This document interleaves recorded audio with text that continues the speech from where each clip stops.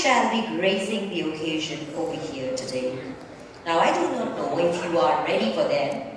I, for one, definitely know I am.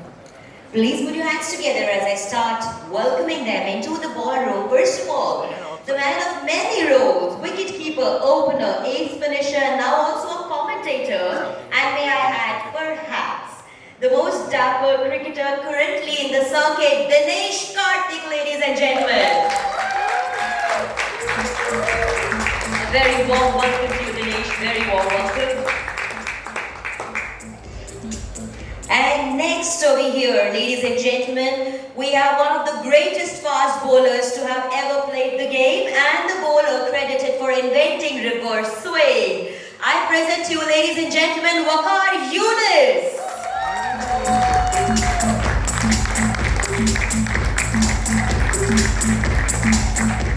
A very warm welcome to you too, Waqar. Please have a seat. Thank you. And ladies and gentlemen, last but not the least, we have one of the best all-rounders to have ever played cricket, an integral part of 4 World Cup winning teams, and recently she has also been inducted in the ICC Cricket Hall of Fame. As a member, I present to you, ladies and gentlemen, Lisa Sthalekar.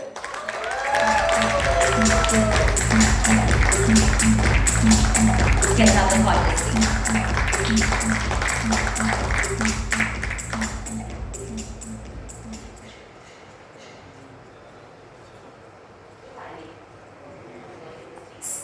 Thank you. If I may, I'll be sitting over here. A very warm welcome to all the 3 of you. Thank you, first of all, for joining us over here. It's a pleasure. And can we have one round of applause for all the 3 cricketers over here, please? Now, I'm just going to quickly have a chit-chat with all 3 of you, in fact, all 4 of you. And this is going to be on the premise that sports happens to be a unifier for most of the things in our lives. And if we were to look at it, either professionally or personally, both ways, it acts as a unifier. All 3 of you represent 3 different nationalities.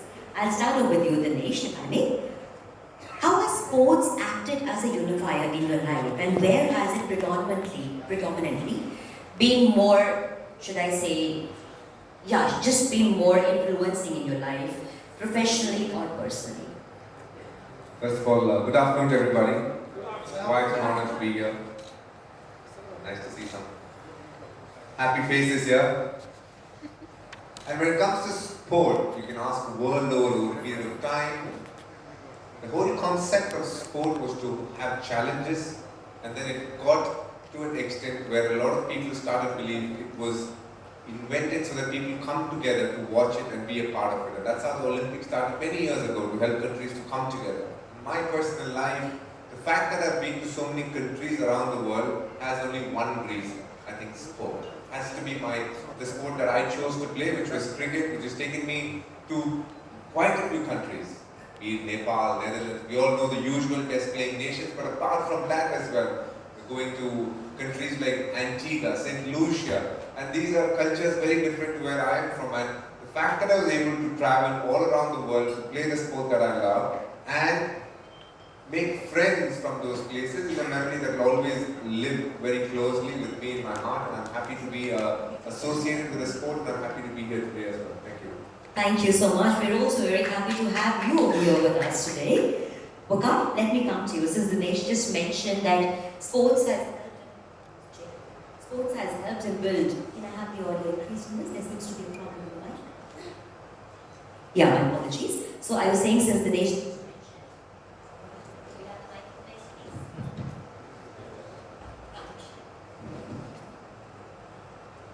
technical glitches, my apologies. Okay, yes, since you were just talking about how sports has acted as a unifier, or should I say acted as a unifier in your life, towards forging friendships. Now, Waqar, India-Pakistan rivalry in the field of sports is pretty well known, not just in cricket, but should I say across different sports also, whether it is hockey or you name it. You've been there in the thick of thin of it and experienced it also as a professional. If I were to ask you your one-time experience in life where you possibly during a game felt or had a different perception about a player or a team which turned out to be completely different a person off the field. Where did sports play that unifier for you? Yeah, good afternoon, everyone. First of all, great to be back in India. Great to be back in Delhi. You know, I've got great friends from my playing days and even my media days. You know, when I started, into the commentary and all, and lots of good friends here. And you asked me a question that how we act on the field and how we act off the field. Is that right? Yes. So on field is totally different. I mean, I'm not gonna talk one particular country, but I think on field when we play against each other, it's very different. It's just that you're professional. You go there and you want to win game for your country. You want to do well for yourself, for your family, and you put in all the effort and hard work on the field. And sometimes it gets heated. And it happens so many times. In Australia, in India, or England, or name any country. Nowadays, because we got referees and all that, they all keep very close eyes on us. But back in the days, it was different. There was no referee, so plenty was happening on the field, which you couldn't figure out what was happening. So, especially Aussies, Andy's sitting here. So. I live in Australia. Elise is from Australia, so we're all country fellows. But playing against Australia was hard, and because they were not only intimidating on the field, but they, verbally were harsh on us. And to learn and play against them and do or answer them or stand up to them. We had to really give it back to them at times. But I tell you a story, especially playing in Tasmania, that famous test match where Justin Langer and Adam Gilchrist scored big centuries and they won the game from nowhere, literally. A big, one of my best test matches I have played. Big partnership between those two. And on the field, I was bowling at him and he kept on missing the deliveries and I don't know if you don't know Justin Langer is very punchy. He's only small but he's very punchy and he's a black belt or blue belt or whatever. He's a big karate guy, still very punchy though. So he got so annoyed because he got beaten so many times and he just wanted to pick a fight with me. And because I was just verbally also giving it to him. And he goes to me, you want to pick a fight? Just come and meet me in the pub outside. I said, I'm not meeting you in the pub outside. You want to fight, you fight here. So, and he, we all know that on the field you can't fight. So I knew that. I knew also that he's a black belt. So I wasn't going to go and fight with him outside the field. So, but Justin Langer, when you meet him outside the field, he's like a baby. He's such a lovely man. And such a beautiful human being. When you meet him, you will want to discuss cricket. And back in the days, it was very different. We used to finish game and go to the other dressing room and have a drink with them and spend time with them. And it was so friendly, you wouldn't even believe it. Nowadays, I think it's a little bit different. But those days was very, very, very different. We used to learn a lot from each other. Same goes with India also. Ajay Jadeja, famous, quarterfinal 1996, hit me for sixes. I've got family terms with him. On field, he was swearing at me, and I was just giving at him back. But it was happening, and that's the beauty of the game. That we play hard, but we're friends off the field. So I think cricket brings people together. You will see tomorrow or day after when India Pakistan will play, there will be hundreds and thousands of people there, and you will see the harmony. You will see that, and hopefully it will continue. These are a couple of stories I wanted to share. It was just amazing.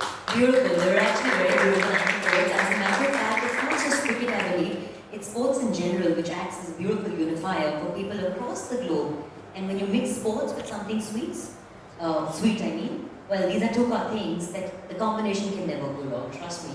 You enjoy, you share happiness over sweets in life, and that mostly, or very often, happens to happen via sports. If you were to talk about that, and Lisa, I'll come to you. Feels good to have a female presence and that too from the sporting world over here. So once again, a very warm welcome. Now the two gentlemen on your right hand side. Do I hear a round of applause and cheer up? So the two gentlemen on your right hand side had tales to share about how sports acted as a unifier in their lives, on and off the field. Now being a cricketer yourself and a sports person, how has it played a role in your life? Not just professionally, but has it impacted it in, on your personal front, in your personal relationships also? I guess my story is slightly different, and sports played a huge role right from when I was young.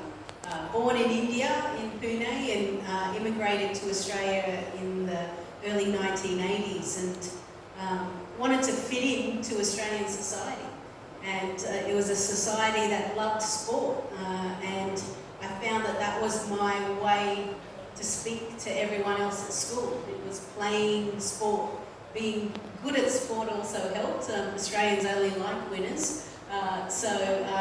To have a good hand-eye coordination, I played tennis, football, cricket, softball. Anytime the school said they'd like a sporting team to go, I put my hand up. I think I didn't really want to go to school, so I was quite happy to skip that and play sport instead. But I certainly found sport as a way to kind of blend in with the Australian society. So it was huge for me growing up. And then on the flip side, as these guys have already attested to and has shared some stories, as cricketers we get to travel around the world, and we get to go to some amazing places. But we also play against oppositions or our teammates for a long period of our life. And they go through all our highs and lows, whether it be on or off the field, so selections, poor form, or family loss, or happiness for weddings, or things like that. So you grow up with these people. And when you hang up your boots, those friendships still stay. And it doesn't matter where you are in the world, if you manage to be in that same city, you can give them a call and you'll definitely catch up. And as you said, whenever we all catch up afterwards, there's always food involved. So food is also a very key ingredient. Sport and food tend to bring us all together. Always, across the globe, that's as I just said, it's a basic combination that one can never go wrong with. But I just happened to mention that, there are times when on and off the field, the kind of camaraderie you share with a player or your teammates on the field, from across the globe, if you're talking different teams, different opponents also, you happen to have a great bond with them off the field, which I believe applies for both of you also, and for all the players. Has it ever been a difficult blend or a transition to get into a good vibe or a good off-field relationship or a dynamic with a player that any one of you may have ever encountered or found yourself on the other side of the road when you were on the field with that player? Has that transition to blend with the player been easy, or was it difficult? Just coming from a heated argument maybe on the field, and then off the field you meet him and then gel into it? Look, I don't think it was difficult. I mean, you play maximum 15 years. Some have played, from our days probably.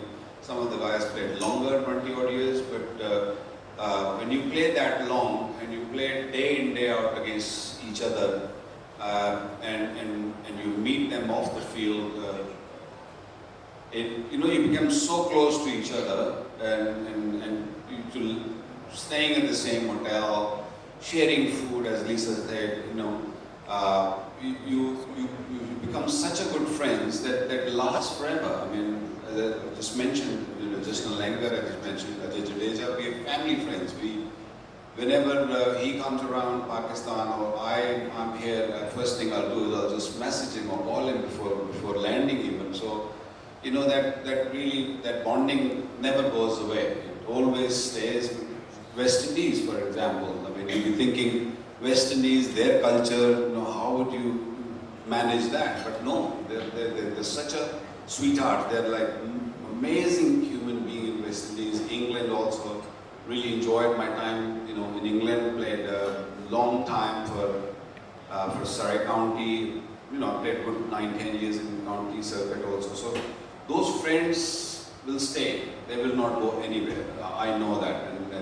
And every time, as I said, as you bowl, the entire, your career, the friendship, the time you've spent is just, freshens up. It flashes across your eyes. Yeah, it freshens up. So, that is the beauty of sports. I wouldn't say cricket, but sports overall, I think, brings people together, bring, friendship together. Even I think fans, when they meet each other, when they go to different countries, they make new friends, and, things start sort of becoming more brotherly, more friendly. Right. And Dinesh, I'll come to you. Let's get some beans, happy beans to be spilled over here now. I'm going to ask you, because Vicar just shared that, the kind of rapport he shares with the players outside Pakistan also. He mentioned about the West Indian players, the Australians, and then of course Indian players. For you, keeping the Indian team separate, who are the other players that you happen to share a great rapport with beyond India, I'm talking about, or outside India? I'll give you my mic. Obviously, after playing sport for so long, numerous friendships to speak about, but I must speak about my first encounter on an international cricket field. It was in Bombay when I played my first ever test match, and we played against Australia.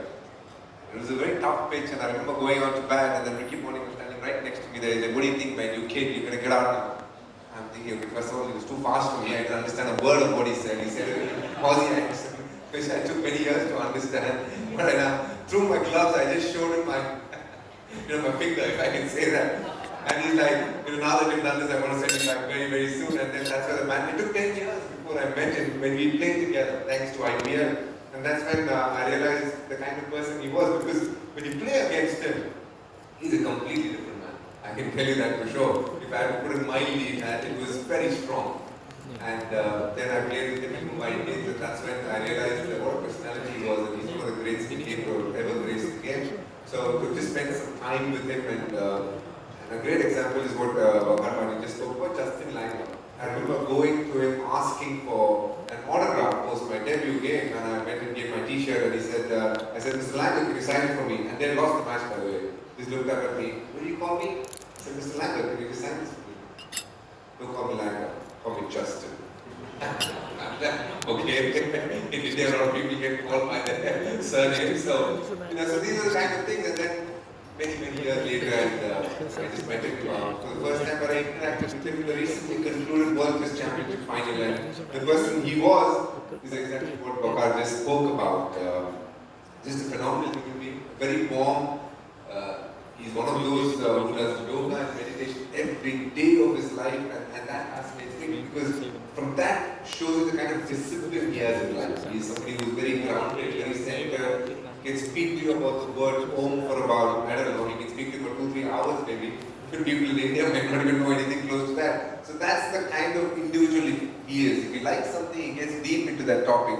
So I quite enjoyed making friendships through the game, and these two are players that I've really looked up to and watched on TV a lot. But to have interacted with them and forged a bond after a period of time was something special. And by the way, Andy, I must say the Sri Lankan chocolate was brilliant. I love the coconut with truffle, it was outstanding. Now there's a lot of conversation happening about chocolates, so we are getting to hear chocolates being circulated, chocolates being created, and in fact all of you will also today get to taste a few chocolates. But one thing that's been very clearly established over here through this panel, I could say, is that how on the field, in any sport that we talk of, players tend to get really aggressive. But see how sports unifies all of us, because on the field you may be a very aggressive player, but off the field, just like Australians have always been known to be very aggressive players, not just in cricket, but across all other forms of sport also. If you notice, Australians are very aggressive players, but off the field, they're beautiful human beings, quite clearly established by the players over here, and we have alleged Australian players sitting with us also. Would you be a testimony to the fact that yes, you all are aggressive players on the field, but off the field? Is that why I got asked? Just to, to get all of the dirt, of all the Aussies. We're actually very nice. See, Andy needs to come up and kind of join me here. I'm outnumbered, brother. So. Now see, we should just remember the simple thing. How does a diamond come to get made? From the mines, from the coal mines, you keep polishing it and the polish comes out. So even if you've been addressed, I mean, not you personally, my apologies, I mean, in general, Australians, if they've been addressed as aggressive players, you you've also been given the best compliment that you're beautiful human beings. I think one thing is the culture within Australia, and I kind of alluded to it at the start, is that we like winners. Like in our culture, you don't play to participate, you play to win. And sometimes that comes in different forms, and you focus sometimes too much on the end goal and you kind of push aside everything else that comes in the way. I certainly think the Australian men's side has probably learnt their lessons because of it. And I think the way that the Australian cricketers are now trying to go about how they play their game is a hell of a lot different than what Waka and DK had experienced back in those days. Yes, I just want to echo what Lisa said. I live in Australia. I picked Australia if I have to live outside Pakistan. I love Pakistan. I played for Pakistan for so many years, and I live in Australia. Yeah, things are changing for sure, but I tell you, they Australians are tough.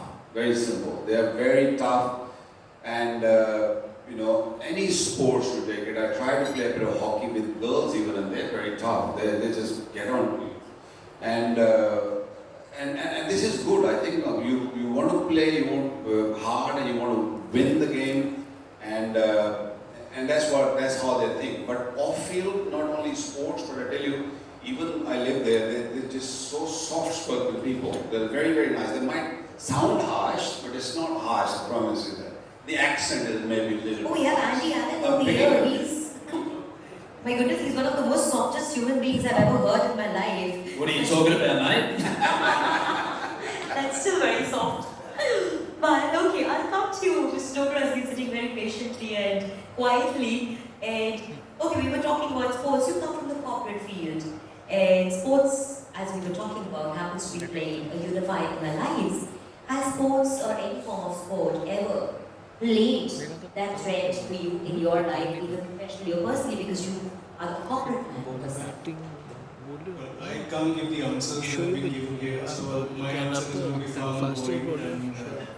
But I'll use the example of Fabelle chocolates. So Fabelle chocolates, in the corporate world, what we're creating is a product which unifies all the players, which is food, great food, which is there. So there are lots of coaches in corporate world. So there are more than the players, there are more coaches which are there. So whether it's marketing, whether it's somebody else in product development, lots of coaches. But Fabelle comes together because the players are ITC master chocolatiers who put together everything in the finest blend. So they are the players taking the pressure every day. So that is our exemplification of sport as reflected. They take a lot of pressure on our behalf. Many coaches, very few players, but what you get is truly great food. So that's the example there. True, ladies and gentlemen, two things that we could take away of how sports acts as a unifier in our lives is not just forging friendships across the globe or humans coming together, but also the fact that we get to learn about discipline in our lives. That's one of the biggest teachers, and sports acts or plays a very important role over here. As Dinesh was also just sharing an experience, not from his life, but more importantly of his friend that we were talking about, Justin Naidu, and he was talking about him. So there are many things that sports teaches us in life, and that's the reason possibly that it also helps unify people from across the globe, because we can all resonate on some common things through sports. So, gentlemen, should I say ladies and gentlemen, to all our three panelists over here, to our three players, and to Mr. Dogra, thank you so much for being such a lovely speaking, should I say, panelists, and also at the same time, you're such lovely human beings to strike a conversation with. Thank you. A round of applause for them, please. And on that note, we've had a lot of conversation about sweets and chocolates. So I'm going to be requesting all four of you if you can move towards the left side, because we shall be exchanging chocolates from the Fabelle One Earth